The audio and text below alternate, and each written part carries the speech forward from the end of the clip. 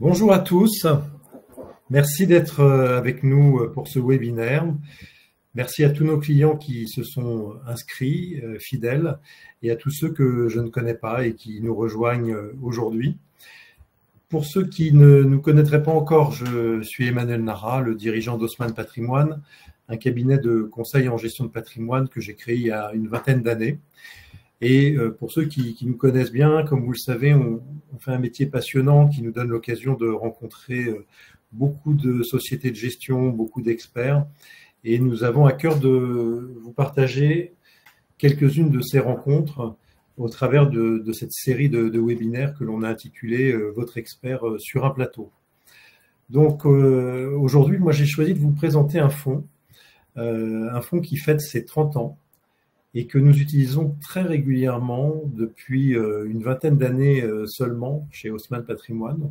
On ne l'a pas utilisé au tout début, mais on l'a découvert il y a une vingtaine d'années. Je dois dire que ça fait partie des fonds qu'on aime bien mettre dans les portefeuilles, en fonds de portefeuille et à conserver un petit peu, quel que soit le temps, quelle que soit la météo sur les marchés, parce que c'est un fonds emblématique de la gestion de conviction.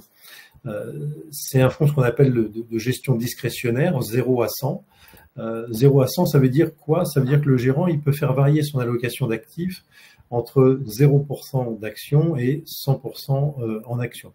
Alors c'est un peu théorique, en pratique le gérant va rarement jusqu'à 100%, même si ça a pu lui arriver, et va rarement, et je crois que ce n'est pas arrivé, mais je parle sous le contrôle de la maison Rothschild, de descendre à 0%. Donc c'est un fonds aujourd'hui qu'on vous présente parce que voilà, on le pratique et on l'apprécie depuis longtemps. C'est un fonds qui est géré par un grand nom de la finance, Rothschild et compagnie, par un gérant également très intéressant qui s'appelle Johan Ignatius et que j'ai eu l'occasion de rencontrer, avec lequel j'échange de temps en temps, et c'est toujours passionnant de l'écouter et de voir sa vision des marchés. Le fonds qu'il gère depuis l'origine délivre des performances qui sont plutôt bonnes, voire très bonnes, puisque ce sont des performances à 2 chiffres en moyenne, sur long terme, bien sûr. C'est un fonds qui a quand même une orientation assez dynamique, parce que la moyenne d'exposition au risque action sur les 10 dernières années, c'était à peu près 83%. Donc voilà, ça vous situe quand même le tempérament, l'orientation résolument dynamique tout de même de ce fonds flexible. Ce qui est intéressant avec ce fonds, c'est qu'il a vraiment traversé beaucoup de crises sur les 30 dernières années, que ses performances ne nous ont jamais déçus, même s'il y a des moments où évidemment les marchés traversent des périodes difficiles et où la performance peut être également en repli, mais il y a toujours une recovery, il y a toujours un beau rebond derrière, parce qu'il y a une bonne vision des choix d'investissement et des marchés. Pour vous donner un ordre d'idée, depuis le début de l'année, c'est un fonds qui délivre une performance d'un peu plus de 9% sur seulement un semestre. Donc la baisse récente de certains marchés actions, notamment l'indice CAC 40 qui a baissé au moment des élections, ça n'a pas affecté la performance du fonds dans ce contexte. Donc un fonds qui gagne à être connu et que j'avais vraiment envie de vous présenter. Donc pour vous parler de cette ovni qui donne tort aux partisans des ETF et de la gestion passive et qui ne jure que par les gestions indicielles, j'ai invité aujourd'hui Adrien Rolando, qui est notre interlocuteur habituel chez Rothschild et compagnie, et également Elsa Fernandez, qui est product spécialiste chez Rothschild et compagnie et qui va également évidemment nous faire une présentation détaillée de ce fonds. Donc nous sommes ensemble pour une petite heure. Je vous rappelle le principe, si vous souhaitez réagir ou faire des commentaires, vous avez un bouton de chat en bas à droite dans lequel vous pouvez vous exprimer librement.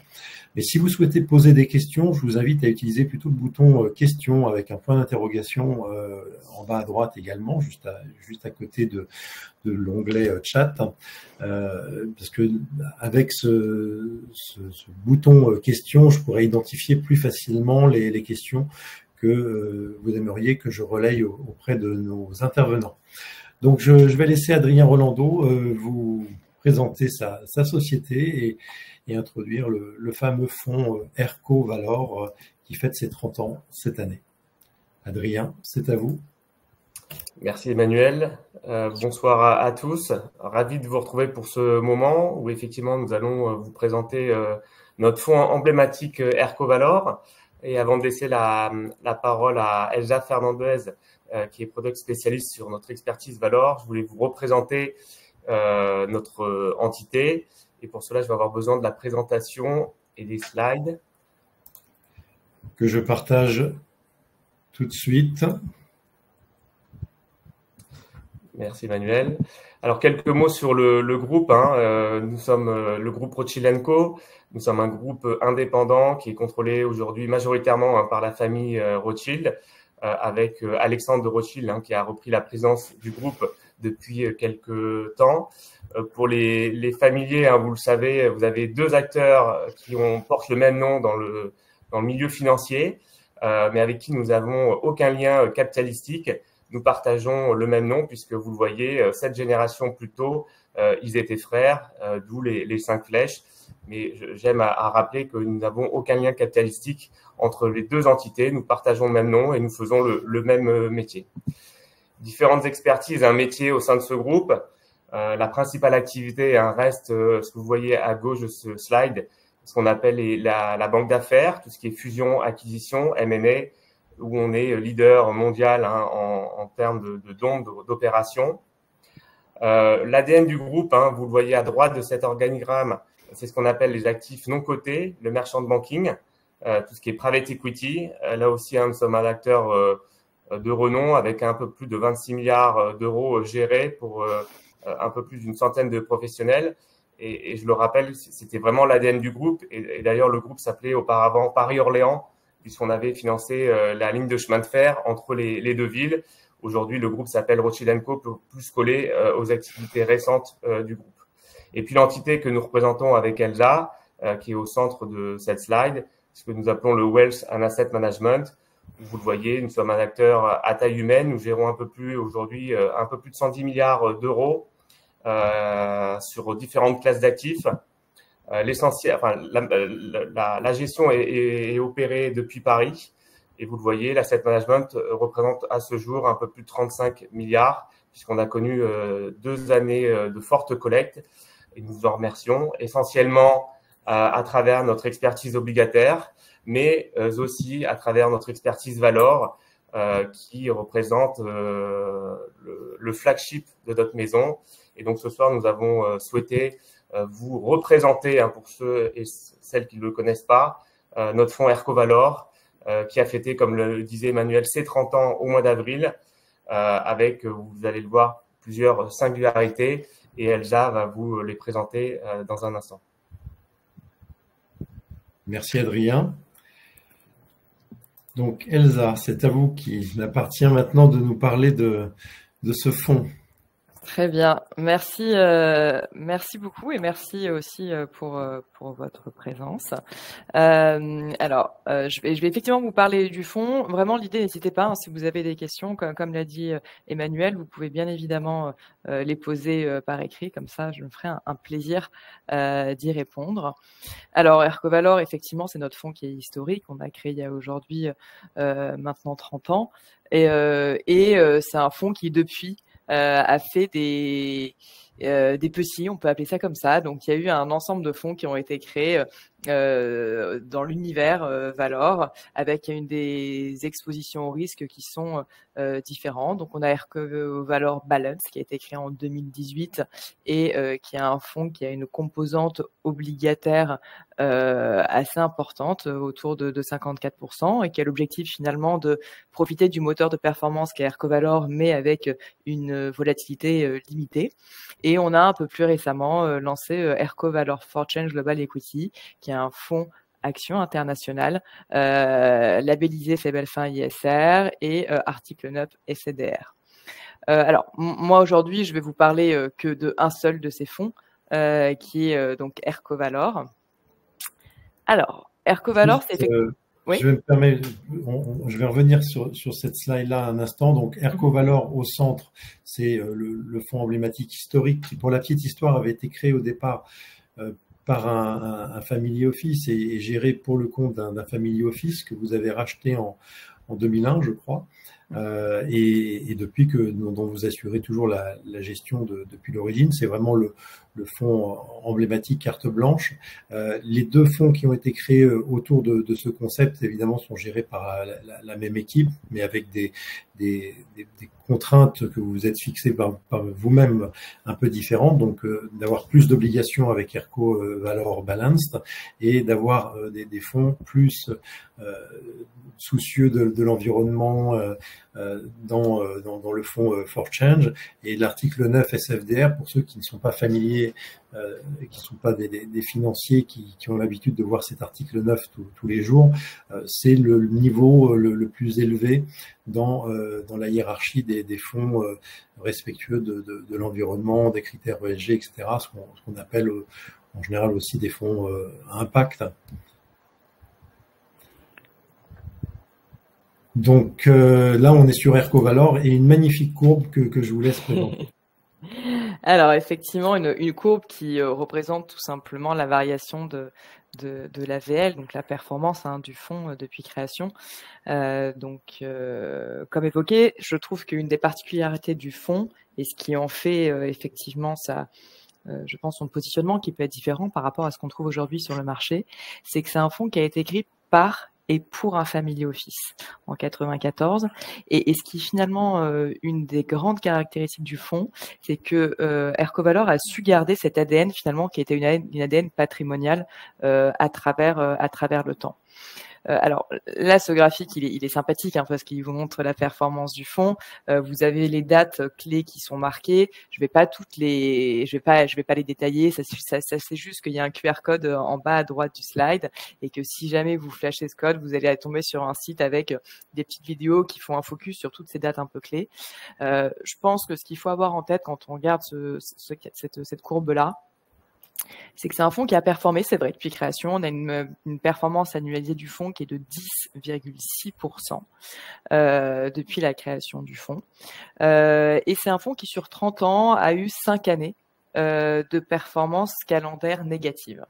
Donc ces années, c'était 96, 2008, 2011, 2018 et 2022 pour la dernière année. Donc voilà, c'est des chiffres, je pense, qui est important d'avoir en tête. Et c'est effectivement un fonds qui a une belle performance quand on regarde depuis création, mais néanmoins, il faut aussi garder en tête que c'est un fonds qui a une certaine volatilité. Qui a une volatilité selon les périodes qui oscille entre 10 et 15%.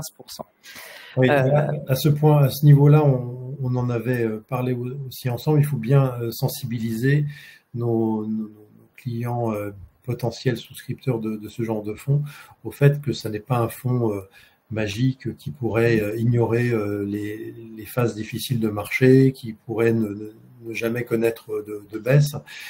C'est une gestion de conviction avec un biais généralement plutôt action. Donc, on l'a déjà un peu évoqué au début de la réunion. Ce qui est intéressant dans ce fonds, c'est la résilience, la capacité ensuite à rebondir parce que le gérant qui fait des choix de conviction dans son portefeuille sait pertinemment pourquoi il va choisir et garder certaines sociétés, mais il ne va pas chercher en permanence à garantir le capital. C'est un exercice qui est difficile, voire quasiment impossible, parce que dès qu'on est en bourse, on embarque aussi une composante émotionnelle et parfois irrationnelle des marchés. Et dans ces cas-là, il faut tenir et donner du temps pour revenir à une évolution, on va dire, normale des actifs financiers. Donc là, on a une courbe qui, je trouve, est assez parlante et qui montre bien qu'il y a eu aussi des années un peu anxiogènes, un peu stressantes.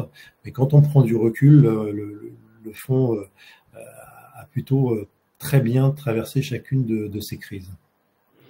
Oui, c'est effectivement ce qu'on évoquait il y a quelques instants. Ce qu'il faut avoir en tête, c'est que concrètement, le fonds, dans des périodes de correction, ne se démarque pas particulièrement. C'est-à-dire qu'effectivement, quand les marchés actions corrigent, on corrige également. Donc, c'est pas là, finalement, où on a une grande valeur ajoutée. Par contre, là où, finalement, on se démarque, c'est dans notre capacité à retrouver assez rapidement les niveaux de pré-crise. Donc voilà, donc je pense que ça vaut effectivement le coup de le préciser. C'est pas un fonds sur lequel il n'y a aucun risque. C'est un fonds qui a connu des années négatives et sur certaines qui étaient des années significativement négatives. On a quel SRI d'ailleurs? On a un SRI de 4 sur ce fonds. Voilà, donc pour ceux qui nous écoutent, SRI de 4 sur une échelle de 1 à 7, ça nous situe sur un niveau de risque qui est finalement intermédiaire, au milieu, alors que c'est quand même un fonds qui cherche plutôt à délivrer des performances de fonds d'action dont les SRI sont souvent plus élevés. Alors effectivement, je pense qu'on va faire un petit focus maintenant sur le fonds en tant que tel. Comme évoqué précédemment, c'est un fonds qui est un fonds 0-100. Qu'est-ce que ça veut dire? C'est que dans l'absolu, on aurait la possibilité d'aller investir sur toutes les classes d'actifs. On pourrait avoir des obligations en portefeuille, on pourrait avoir des actions comme on en a actuellement, on pourrait avoir du monétaire. Et c'est un fonds, quand on appelle ça un fonds carte blanche, ça veut concrètement dire que c'est un fonds qui n'a pas d'indice de référence. Aujourd'hui, vous avez beaucoup de fonds qui sont gérés finalement en parallèle d'un indice de référence qui peut être soit le MSCI World ou un indice composite, c'est-à-dire une partie d'indice action, une partie d'indice obligataire. Nous, sur Ercovalor, on n'a pas d'indice de référence. Qu'est-ce que ça implique? Ça implique tout simplement qu'on n'est pas contraint dans l'allocation qu'on va faire au sein du portefeuille. C'est-à-dire qu'on a une approche complètement agnostique. Si on a envie d'aller sur les actions, demain on va sur les actions. Si on n'a pas envie d'aller sur les obligations comme celle qui est actuellement, on n'y est pas. Et au sein même de notre exposition, on est, si vous voulez, complètement libre d'aller investir sur certains secteurs, de délaisser d'autres secteurs, et même chose pour les zones géographiques. On peut être investi aux États-Unis. Si demain on estime qu'on n'a plus d'intérêt à être investi sur les États-Unis, on n'est pas contraint par un indice de référence à rester sur certaines zones géographiques ou sur certains secteurs.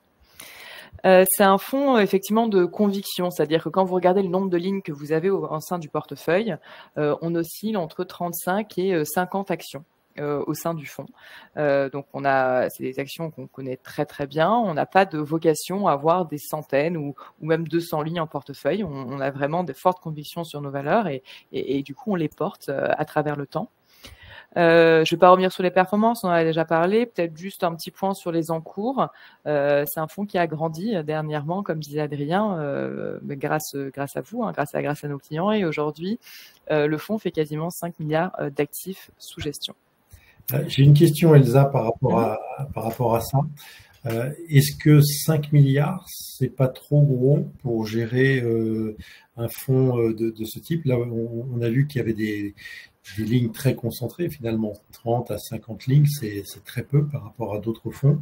Est-ce que vous avez toujours la même agilité, la même facilité à gérer un fonds de cette taille qu'à l'époque où il était à taille plus humaine, entre guillemets?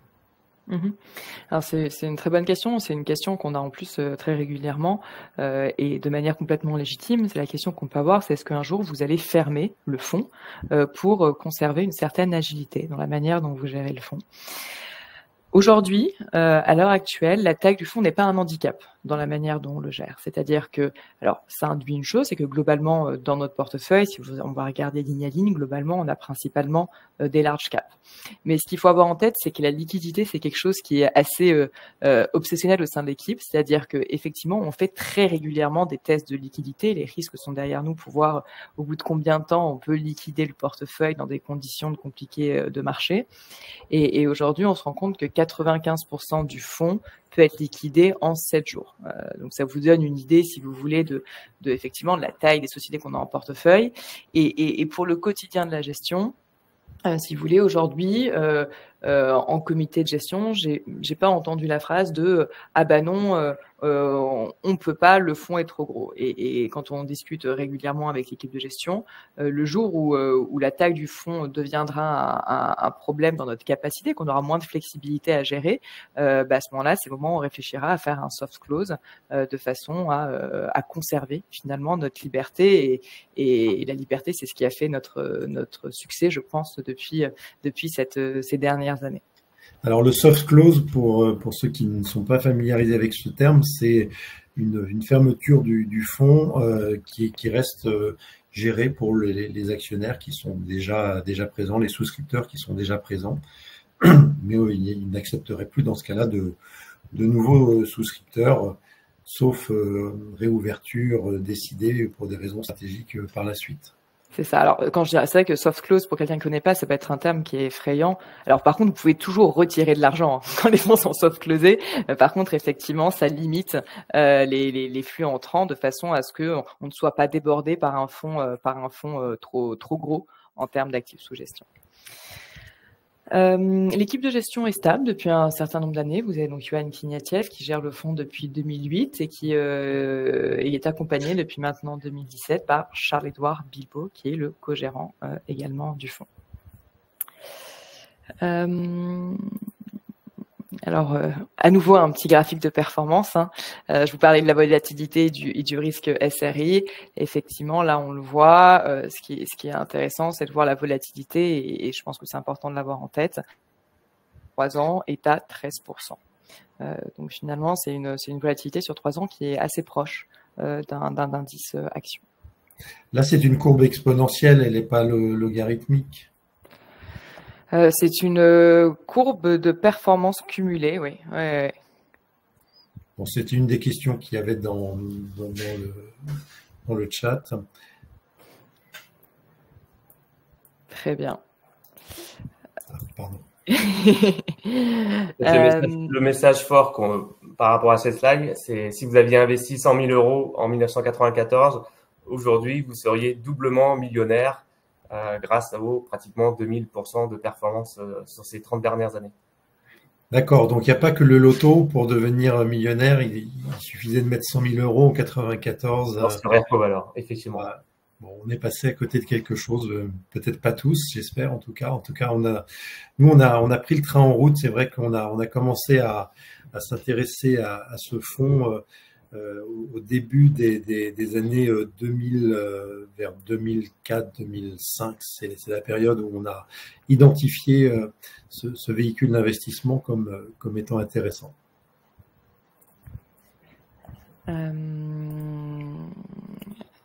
Alors, juste un petit point sur l'équipe. Je vous parlais de Yoann et de Charles-Édouard. Il faut savoir qu'ils sont pas tout seuls dans cette équipe. Vous avez un ensemble d'analystes qui sont dédiés pour le fonds. Donc, Henri, Louise, Clara, Abel et Sergio. C'est des gens qui travaillent sur 100% sur les fonds de la gamme Valor. Donc, c'est Valor, mais pas seulement. On en a évoqué 2 autres fonds précédemment.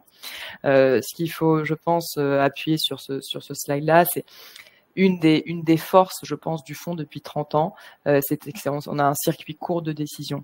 On est une équipe on est tous dans un bureau, on ne fait pas de télétravail, c'est un choix qui a été fait. On est constamment ensemble dans le même bureau, les gérants, les analystes et moi-même. Et si vous voulez, quand on décide de prendre une décision, bien évidemment qu'on a des comités hebdomadaires, mensuels pour formaliser tout ça, mais quand on décide de prendre une décision d'achat, de vente, de réexposition au risque, de baisser notre exposition au risque, on en discute tous ensemble. Et une fois qu'on a pris la décision, elle est rapidement implémentée dans le fonds. Et je pense que c'est une des raisons du succès du fonds, parce que effectivement cette flexibilité, c'est pas quelque chose que l'on trouve aujourd'hui de partout. Donc nous, on a la chance d'avoir cette latitude-là chez Aircovalor. Alors une des grandes questions que j'ai assez régulièrement, c'est Bon, très bien, vous avez le monde des possibles dans la manière d'investir. Vous pouvez aller sur les obligations, vous pouvez aller sur des actions, sur la Chine, sur du Japon, sur de l'Europe. Vous pouvez vraiment aller partout. Comment est-ce que vous faites? Comment est-ce que vous faites pour sélectionner des valeurs, pour sélectionner des zones géographiques? Quel est votre process? Et c'est une question qui est légitime parce qu'effectivement, carte blanche, ça veut dire ce que ça veut dire, c'est que dans l'absolu, on pourrait tout faire. On pourrait tout faire, et pour autant, on n'a que 50 lignes en portefeuille. Environ, je vous donne une moyenne. Là, finalement, l'approche, elle est assez simple. On a une approche qu'on appelle top-down, c'est-à-dire qu'on va analyser le cycle macroéconomique. On va essayer de comprendre où est-ce qu'on se situe dans ce cycle. Et de ce cycle va découler, de notre analyse du cycle, va découler une allocation d'actifs. Et on va décider si on met des actions, si oui, à quelle hauteur, est-ce qu'on met des obligations ou non, ou est-ce qu'on met du monétaire. Donc une fois qu'on a analysé ce cycle et qu'on a fait notre allocation d'actifs, derrière, il faut aller creuser sur chacune de ces poches. Et on va aller creuser toujours sur notre positionnement dans le cycle selon nous. On va aller choisir si on a envie d'être positionné plutôt sur des valeurs défensives, plutôt sur des valeurs cycliques, plutôt en Chine ou plutôt en Amérique du Sud. Et c'est vraiment cette analyse très très macro dont va découler ces éléments-là. Une fois qu'on a décidé qu'on veut être investi sur des actions, par exemple dans un secteur défensif comme la santé, on a tout un travail qui est fait qu'on appelle une approche bottom-up, où là, on va avoir une analyse extrêmement poussée des titres que l'on a en portefeuille. Et là, on va travailler avec de la recherche externe, bien évidemment. Et là, c'est tout un travail qui est abattu par nos analystes, où on va aller creuser les valeurs, leurs perspectives financières, leur environnement concurrentiel, bien évidemment tout ce qui est élément ESG, parce que c'est des choses qui prennent de plus en plus de place aujourd'hui dans la gestion. Et une fois que l'on a identifié des valeurs avec des perspectives intéressantes, on va construire notre portefeuille. Et c'est ce que vous voyez au centre de ce slide. Donc c'est vraiment, voilà, ce qu'il faut avoir en tête, c'est que Ercovalor, c'est vraiment un mixte finalement d'une analyse macroéconomique qui vient nourrir une analyse qui est finalement assez microéconomique avec une sélection de valeurs. Alors là, c'est d'où viennent nos idées. Alors c'est bien évidemment beaucoup de choses en interne. On a des analystes qui sont dédiés au fond, on a des analystes qui sont dans d'autres équipes, on a des multigérants, on a également des analystes de la banque privée. Et c'est bien évidemment, on se nourrit de toute une recherche externe à travers des brokers. Et une des choses que l'on fait réellement, qui n'est pas juste quelque chose que l'on écrit sur une slide, c'est qu'on rencontre énormément les managers, les équipes, si vous voulez, des sociétés dans lesquelles on est investi. Et on va régulièrement, d'ailleurs, selon les sociétés, rencontrer les équipes dirigeantes sur place afin de voir les sociétés dans lesquelles on investit. Alors maintenant, je vais vous faire un petit point sur la manière dont le fonds est investi, ce qu'on a fait dernièrement et quelles sont nos perspectives. Comme disait Emmanuel précédemment, on a une exposition action sur les 10 dernières années qui était en moyenne de 83%. L'exposition action, c'est celle que vous voyez sur ce graphique-là, c'est la partie qui est bleue. Bon, une fois que vous voyez ça, vous vous dites « Ok, on comprend comment ils ont pu faire ce genre de performance sur ces dernières années parce qu'ils sont effectivement, globalement, plutôt investis en actions et c'est vrai. » Quand on regarde l'allocation qu'on a aujourd'hui, on se rend compte que notre allocation aujourd'hui, elle est à 68%. Et 68%, pour nous, c'est une allocation qui est relativement prudente. Vous le voyez, on est à notre plus bas finalement depuis maintenant plus de 15 ans sur notre exposition action. Et en face, qu'est-ce qu'on a? Parce que c'est une question légitime, hein, vu qu'on pourrait avoir par exemple des obligations. Non, nous aujourd'hui, ce qui n'est pas investi en action, on l'investit sur du monétaire ou ce qu'on appelle du monétaire assimilé.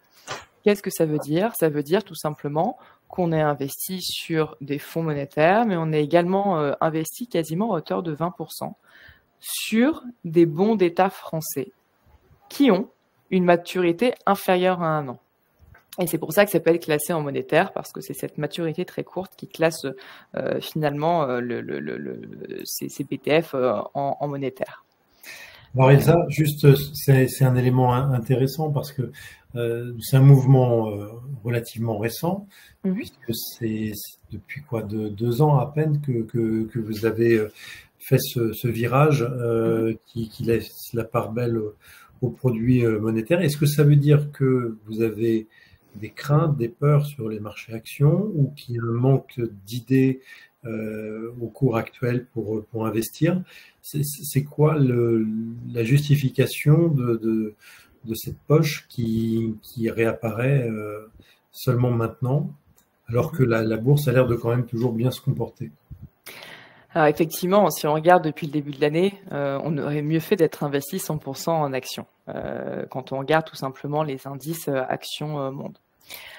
Pour autant, notre exposition aujourd'hui à 68%, elle reflète 2 choses. La première, c'est effectivement une certaine prudence aujourd'hui dans notre allocation et dans notre approche des marchés. Alors une prudence qui s'explique de plusieurs manières.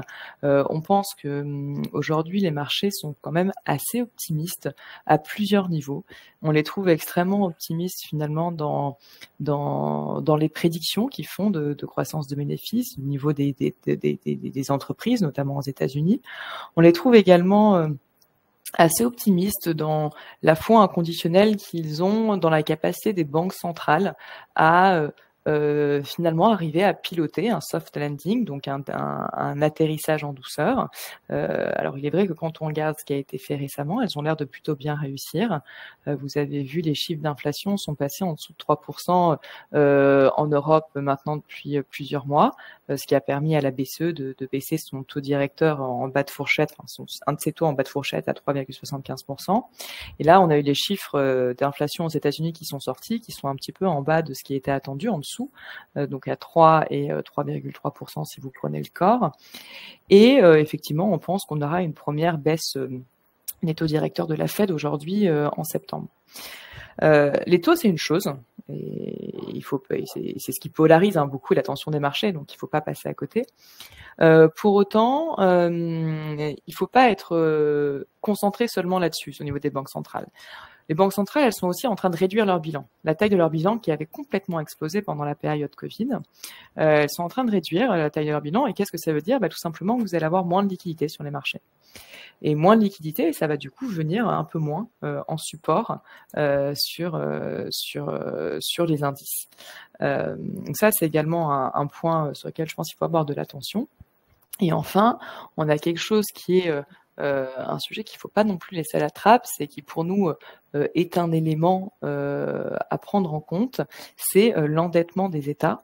Qui a quand même considérablement grossi sur les dernières années, et quand on regarde les projections sur les prochaines années, qui ne va pas être amené à réduire, et pour nous c'est quelque chose aujourd'hui qui est un peu occulté par les marchés et qui pourrait amener un petit peu de stress.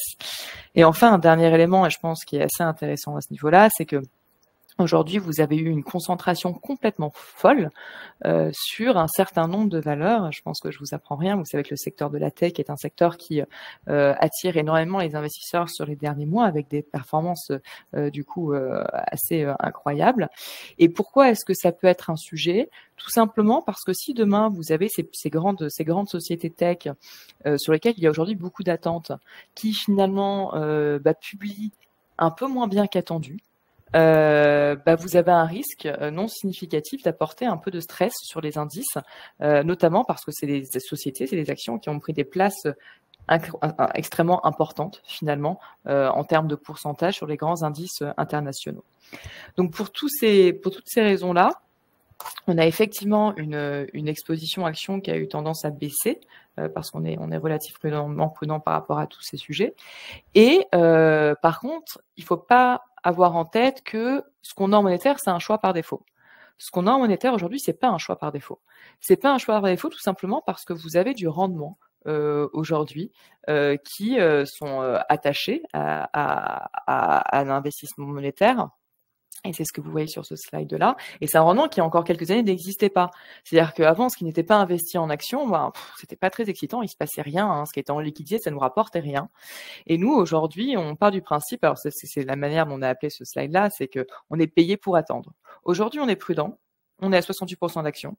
Et sur notre partie monétaire, on est extrêmement confortable parce que c'est du monétaire qui nous donne un rendement. Donc, on est ce qu'on appelle payé pour attendre. Je vois une question sur le chat à droite qui est: est-ce que vous orientez les investissements vers des fonds dans des monnaies autres que l'euro?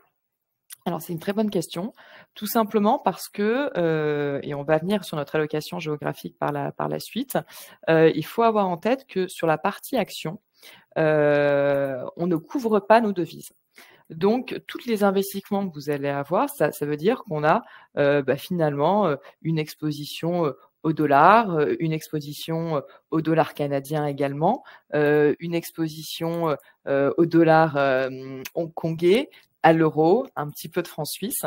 Donc ça, sur la partie action, voilà, on ne couvre pas les devises, on pourrait le faire, mais c'est un choix de ne pas le faire, tout simplement parce qu'on estime que c'est un travail qui a l'air déjà extrêmement compliqué pour les cambistes, et que nous, notre valeur ajoutée, finalement, elle se situe pas là. Nous, on pense que notre valeur ajoutée, elle se situe dans la capacité à aller chercher les entreprises, et finalement, on est confortable d'être exposé sur la devise des sociétés qu'on a sélectionnées.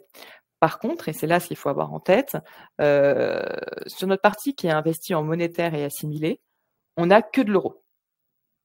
On n'a que de l'euro. On n'a pas voulu rajouter un risque de devise sur cette partie qui n'était pas investie en actions. Et donc, du coup, sur ces 32%, concrètement, c'est de l'euro. On n'a pas de devise étrangère à ce niveau-là. Merci Elsa pour ces précisions. Il y avait une autre question peut-être dans la continuité de celle-ci. C'est pourquoi du monétaire plutôt que des obligations? Parce que c'est vrai qu'en ce moment, il y a quand même beaucoup d'investisseurs qui jouent les obligations en se disant si les taux baissent, on va faire une plus-value. Donc pourquoi se priver de cette prime que l'on peut aller chercher sur les obligations en ce moment?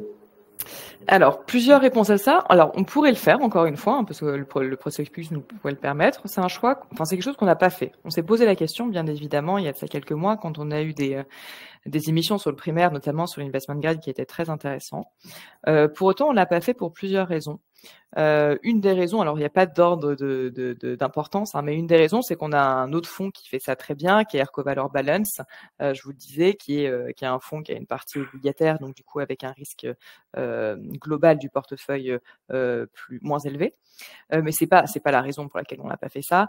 La raison principale pour laquelle on n'est pas allé chercher des obligations, c'est qu'au moment où c'était intéressant de le faire, on avait une réelle volonté de baisser le risque du fonds. Et en fait, baisser le risque du fonds, ça sous-entendait bien évidemment baisser notre exposition equity. Mais si jamais on avait ajouté des obligations, quand bien même ce soit les obligations corporate notées investment grade, c'était néanmoins rajouter un risque, et c'était absolument pas ce qu'on voulait faire. Au moment où on a baissé notre exposition action, on se dit bon, ne rajoutons pas un risque supplémentaire avec les obligations, allons sur du monétaire, allons sur des bons d'État français, surtout. Et c'est peut-être le dernier point et probablement le plus important finalement, allons sur des bons d'État français qui aujourd'hui ont un rendement qui est autour de 3,6%. Donc dans l'absolu, qui ont un rendement intéressant, qui n'est pas très très loin de ce qu'on peut avoir sur du corporate, et puis qui en plus a une énorme qualité, et ça c'est peut-être aussi un point intéressant, c'est que les BTF et globalement le monétaire qu'on a en portefeuille sur ErcoValor, ce sont des choses qui sont extrêmement liquides. Qu'est-ce que ça veut dire? Ça veut dire que si demain, et c'est là où, quand on regarde historiquement la manière dont Alphons, c'est là où on s'est démarqué. Si demain, on décide de revenir sur les marchés actions et de revenir rapidement sur les marchés actions, le fait qu'on soit investi sur des choses extrêmement liquides nous permettra très vite, finalement, de faire le switch, de vendre notre monétaire et de revenir sur les marchés actions. Pourquoi est-ce que je vous raconte ça? Tout simplement parce qu'en 2020, on a commencé 2020 avec une exposition action qui était faible, on était à 70%. Et en fait, 2020, ça a été finalement une bonne année pour nous. Pourquoi? Parce qu'en fait, au moment où les marchés ont chuté, on n'est pas rentré au plus bas, on est rentré un petit peu en amont, on a mis à retravailler de l'argent. Tout le long de la correction des marchés, on s'est mis à réinvestir sur du Airbus, sur du Royal Caribbean à l'époque, sur du Walt Disney. Et en fait, ça, on a pu le faire parce qu'on avait une poche de monétaire qui était suffisamment liquide. Alors que si on avait été investi en obligataire, les marchés étaient complètement frisés, étaient totalement gelés. On n'aurait pas pu revenir sur les marchés actions. Donc voilà. Donc pourquoi est-ce que du monétaire plutôt de l'obligataire? Tout simplement parce qu'on voulait moins de risques, que ça nous donne plus de liquidité et que en plus, enfin, le rendement sur le monétaire aujourd'hui, tout simplement nous convient. Je rebondis, Elsa, merci sur la question de l'intervention sur les marchés actions. Vous êtes venu renforcer à la baisse. Et on a une question d'un des invités qui nous dit donc votre stratégie action, est-ce qu'elle est plutôt de type buy and hold ou bien plutôt une gestion tactique avec des interventions à la baisse s'il y a une décote? C'est quoi le style de l'approche action chez Erco Valor? Je vais vous montrer un slide qui est extrêmement parlant à ce niveau-là, c'est celui-ci. Celui-ci, là, vous voyez les principaux mouvements que l'on a fait sur 2024. Alors, quand vous voyez ce slide, vous vous dites, je pense que intuitivement, spontanément, on peut se dire, mais ils passent leur vie à tourner le portefeuille, à acheter ou à vendre. En fait, non. Quand vous regardez ce slide, les seules valeurs qu'on a rentrées ou sorties sont les valeurs qui sont en gras. Donc finalement, on a sorti par exemple ce qui s'appelait ABB, on a sorti Tech Resources et Manulife, et en face, on a rentré par exemple Grab, qui est l'équivalent d'un Uber en Asie du Sud-Est, ou encore AstraZeneca. Pourquoi je vous raconte ça et pourquoi est-ce que ça permet de répondre à cette question? Tout simplement que notre gestion, finalement, c'est une combinaison de buy and hold et de gestion tactique. Je m'explique. Quand on rentre une société en portefeuille, c'est une société pour laquelle on a des convictions. On a des valeurs qu'on a en portefeuille depuis plus de 15 ans. LVMH en fait partie, Air Liquide. Pour autant, ça ne nous empêche pas de trader les valeurs qu'on a au sein du portefeuille.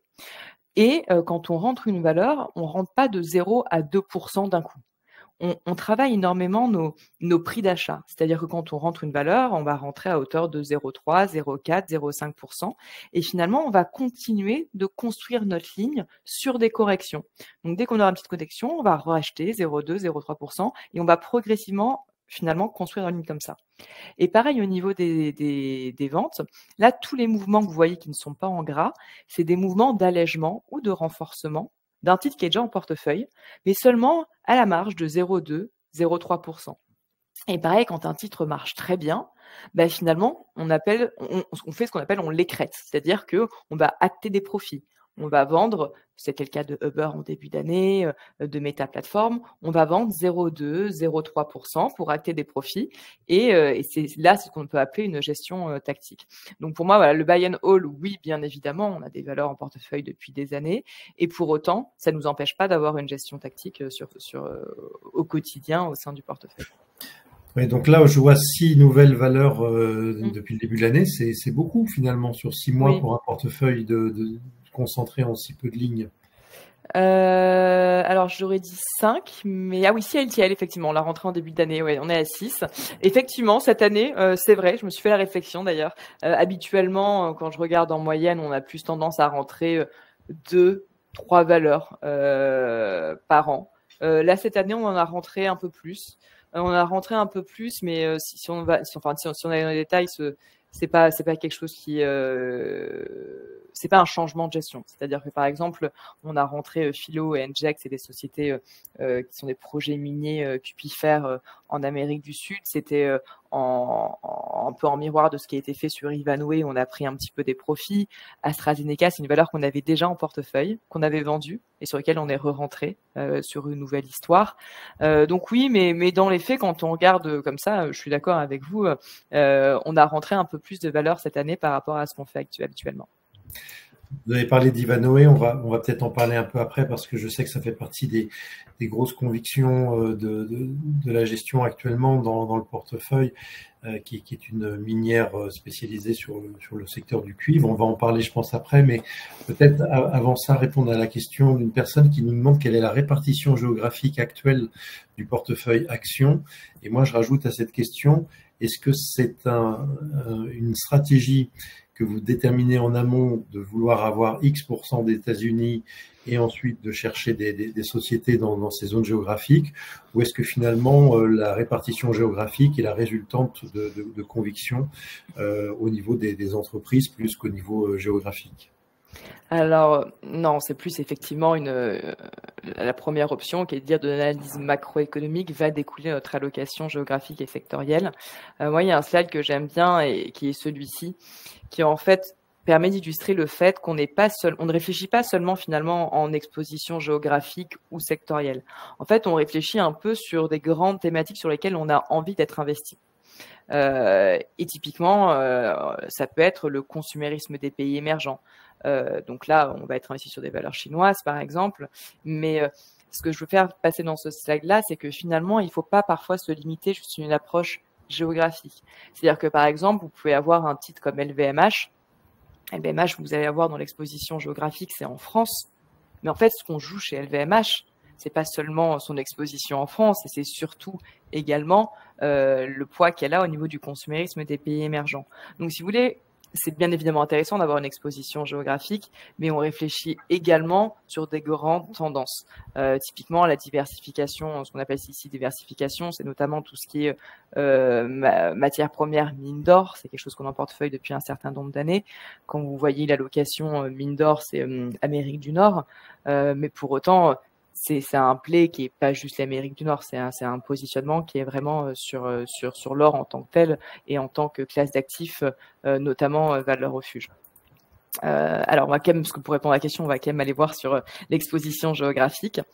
Alors, quand vous allez regarder ici l'allocation géographique et l'allocation sectorielle que je vais vous montrer, c'est vraiment la répartition géographique et sectorielle de la poche action. Pourquoi c'est important? Tout simplement, je vous le rappelle, la poche action du fonds, c'est 68%. Et là, du coup, on est sur la répartition géographique de ces 68%. Alors, on a une exposition qui est Amérique du Nord, à hauteur de 52%. Amérique du Nord, c'est pas seulement États-Unis, hein, c'est également le Canada. Et je vous en parlais, on a des grosses convictions sur des valeurs minières aurifères, mais également des valeurs minières qui font du cuivre. On essaie d'en parler un petit peu après. On a exposition sur l'Europe, et notamment sur la France. Alors c'est une question que j'ai eue de manière complètement légitime dernièrement.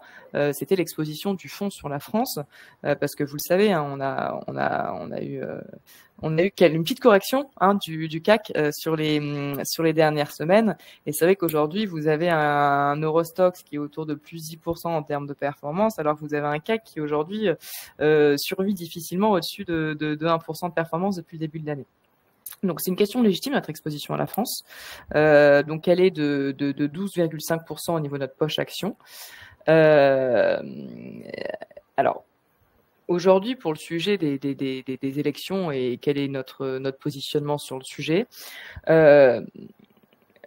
le fait est que quand vous avez eu le résultat des premiers tours, vous avez eu un mouvement de panique assez important à la fois sur les marchés actions, mais pas seulement sur les marchés actions, également sur les marchés des taux. Et ça, c'est quelque chose qu'il faut avoir en tête, c'est que aujourd'hui, quand vous avez eu, en fait, si vous voulez, ce résultat où vous aviez une peur d'avoir une majorité d'absolu d'un parti qui allait avoir un déficit budgétaire important, qui avait le risque de mettre en place des mesures qui allaient apporter un déficit budgétaire important, vous avez eu le LOAT, le 10 ans français, qui s'est complètement écarté, qui est monté à 3,4%, parce que finalement, les investisseurs demandaient une rémunération plus grande pour prêter de l'argent à la France. Vous avez donc l'écart, le spread entre l'Allemagne et l'Europe qui s'est écarté. Et en fait, suite au résultat du second tour, le fait que vous n'aviez pas de majorité absolue qui émerge a globalement plutôt rassuré les marchés. Vous avez ce spread allemand-France qui s'est resserré. Pourquoi je vous raconte ça? C'est que tout simplement, aujourd'hui, il est extrêmement difficile de savoir ce qui va se passer en France.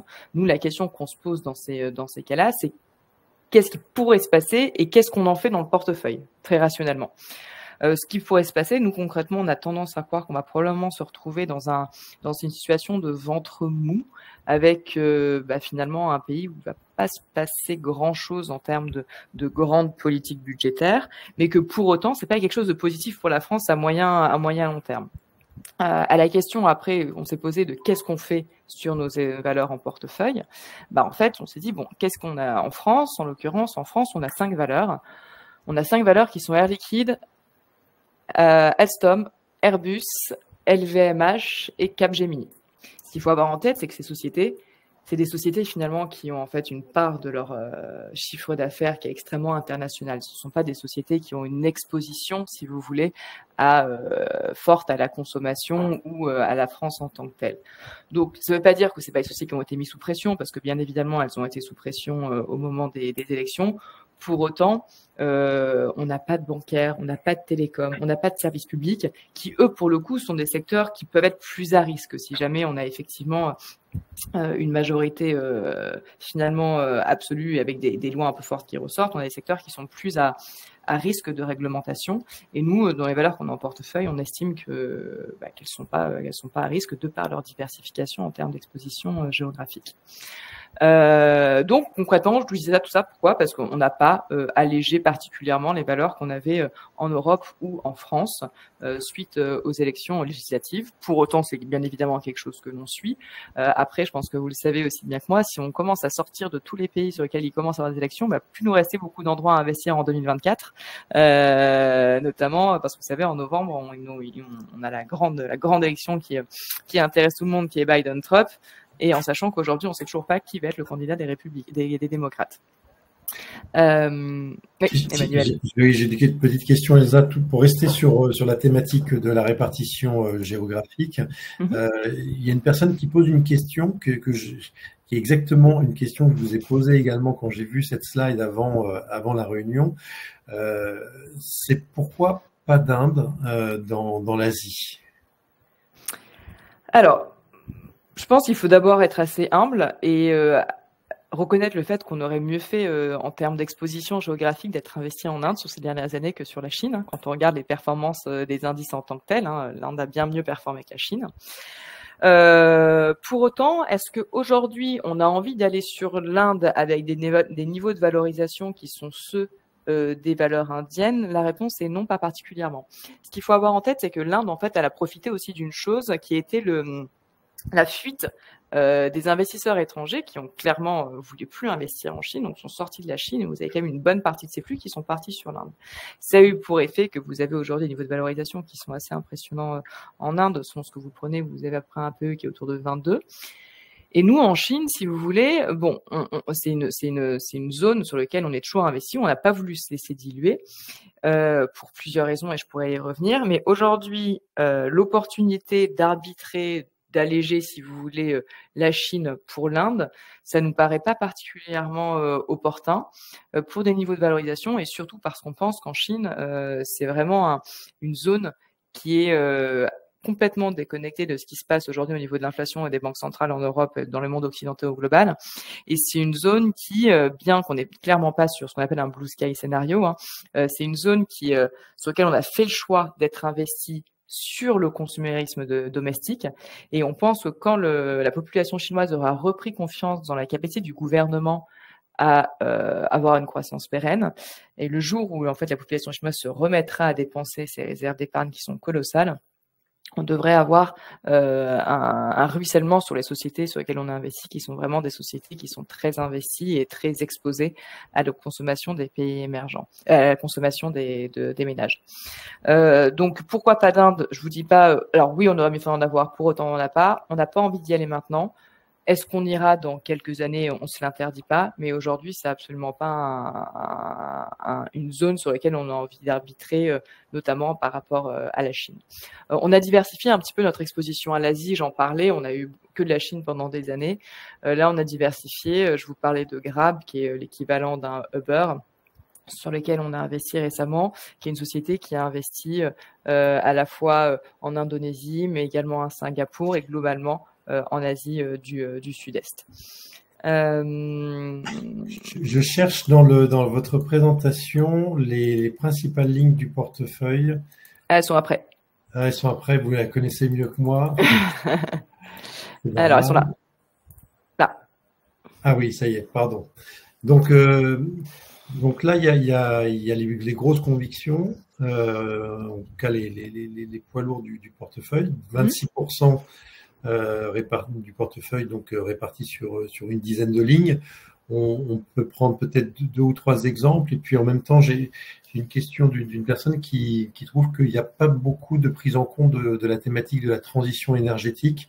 Alors, est-ce que c'est vrai? Et si oui, pourquoi? Alors, je vais commencer par répondre à la question sur la transition énergétique. Alors, pour nous, c'est une des thématiques. D'ailleurs, on va pouvoir, c'est ici. La transition énergétique, c'est une des thématiques sur lesquelles on a investi et finalement, on l'a investi de plusieurs manières. On l'a investi à travers notre exposition aux valeurs minières. Alors, ça peut paraître un peu étrange comme ça. Néanmoins, il faut avoir en tête que sur les minières dans lesquelles on a investi, on est notamment investi sur 3 sociétés qui font du cuivre et ça m'amènera à parler d'Ivanhoe Mines. Et le cuivre, vous le savez, c'est quelque chose qui est plus que nécessaire pour la transition énergétique. Vous avez besoin de cuivre pour à peu près tout, pour les voitures électriques, pour les panneaux solaires, pour les éoliennes. C'est vraiment un minerai qui est extrêmement demandé pour la transition. Donc, on est exposé sur la thématique de la transition énergétique à travers le cuivre. On l'est aussi également à travers nos sociétés sur le rail. Donc, on investit sur Alstom parce qu'effectivement, on pense que le rail, c'est également le chemin de la transition énergétique et c'est quelque chose qui va être amené à se développer. Donc, Alstom fait partie de nos convictions à ce niveau-là.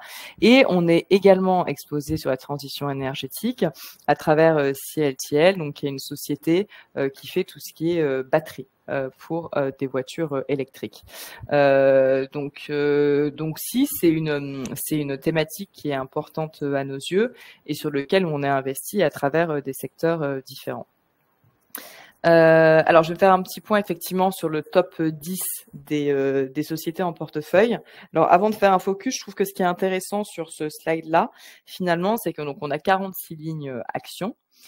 Donc un fonds de conviction, et néanmoins, quand vous regardez les principales lignes, finalement, le premier poids, c'est Ivanhoe et c'est 3%.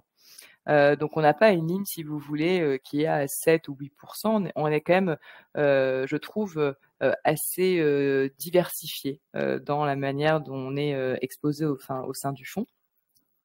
Ivanhoe, c'est une société que j'aime beaucoup et qu'on a en portefeuille depuis 2017.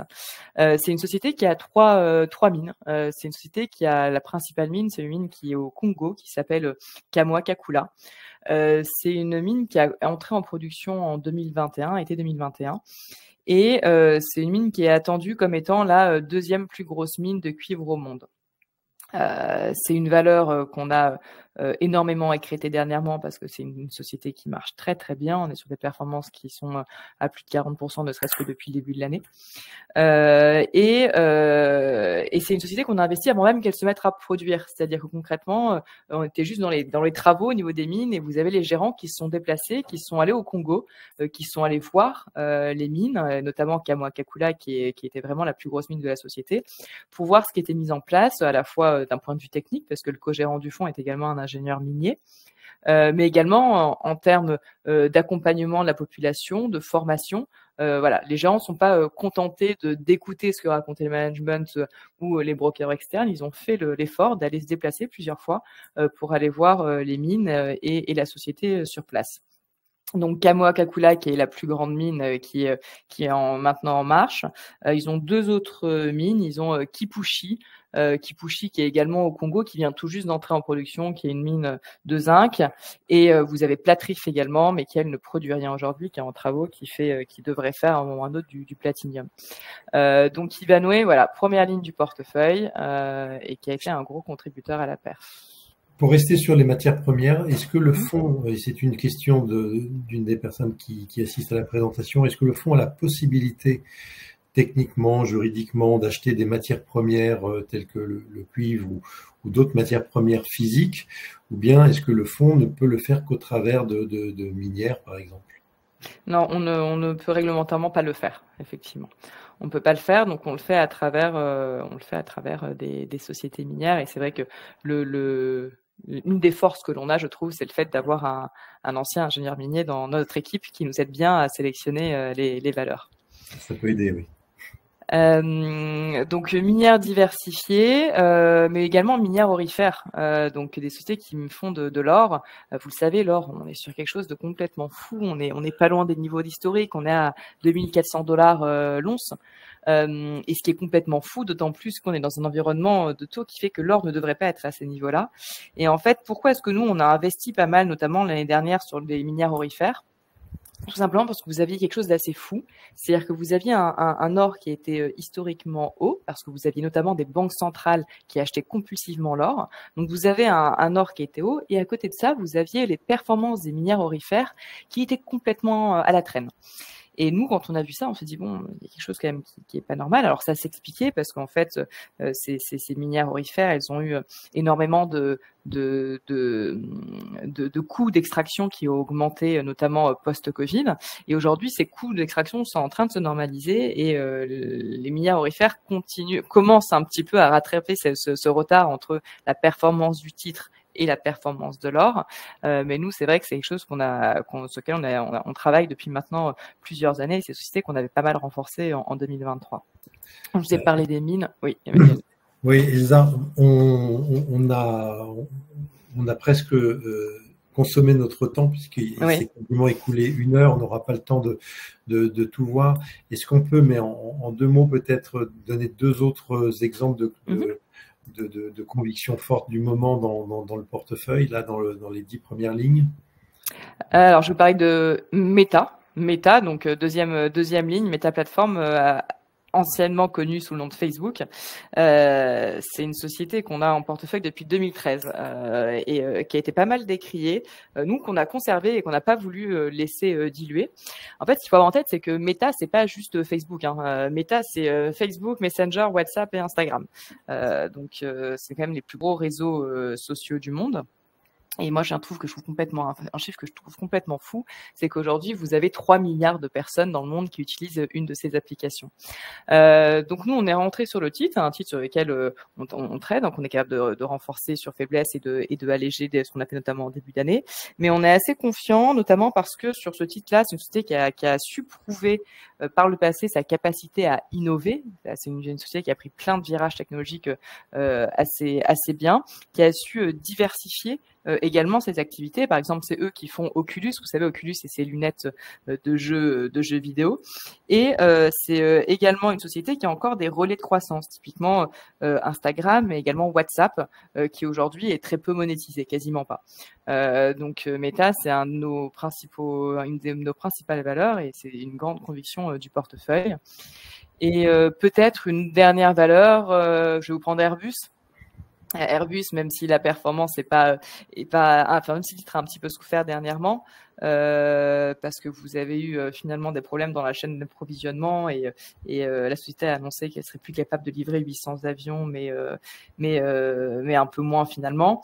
Airbus, ça reste une grande conviction au sein du portefeuille. C'est une société qu'on a rentrée pendant le Covid, tout simplement parce que c'est une société qui est très très bonne dans tout ce qui est avion de court et moyen courrier et qu'aujourd'hui dans une situation de duopole, en face vous avez Boeing et Boeing qui est complètement embourbé sur son A737 Max et finalement vous avez que Boeing et que Airbus, qui est dans cette capacité à pouvoir produire et produire plutôt bien des avions, ce qu'on appelle des narrow body, donc des avions monocouloirs. Donc même s'il y a des problèmes sur la chaîne d'approvisionnement aujourd'hui, on pense que la société sera capable de surpasser ces sujets à moyen terme. Merci Elsa.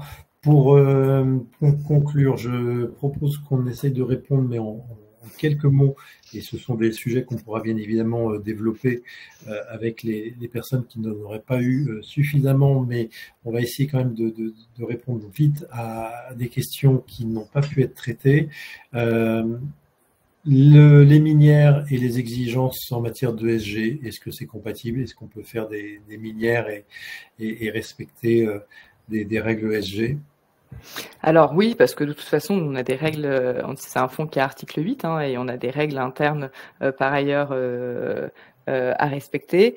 Oui, alors on ne peut pas faire n'importe quelle minière. On a des minières sur lesquelles on ne peut pas investir, mais pour autant, on a, je pense, on ne peut pas avoir une politique de l'autruche qui est de dire on ne va pas investir dans des mines parce que c'est sale, quand bien même on en a besoin pour la transition énergétique. Il y a des mines, et toutes les nouvelles mines d'ailleurs qui sont créées aujourd'hui, notamment pour Ivanhoe, sont des mines qui sont extrêmement attentives sur notamment la préservation de l'environnement. Et par ailleurs, le fait d'être investi dans ces sociétés nous permet d'échanger avec le management et donc du coup de voir avec eux comment améliorer justement et avoir une politique pour le moins vertueuse au niveau du secteur. Donc oui, pour nous, être investi sur des mines, c'est pas quelque chose qui est en opposition avec l'ESG.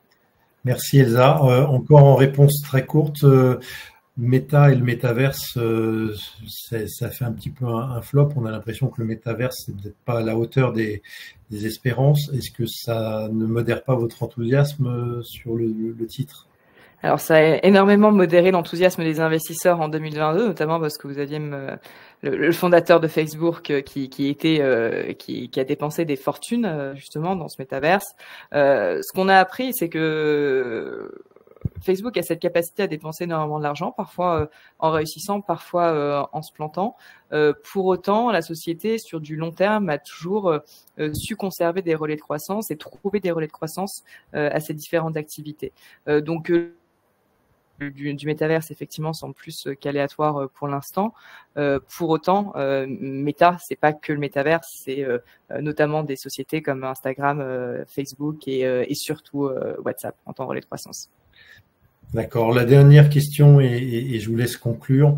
Il y a une personne qui parle d'un crack imminent aux États-Unis. Est-ce que vous croyez à ce risque de crack aux États-Unis?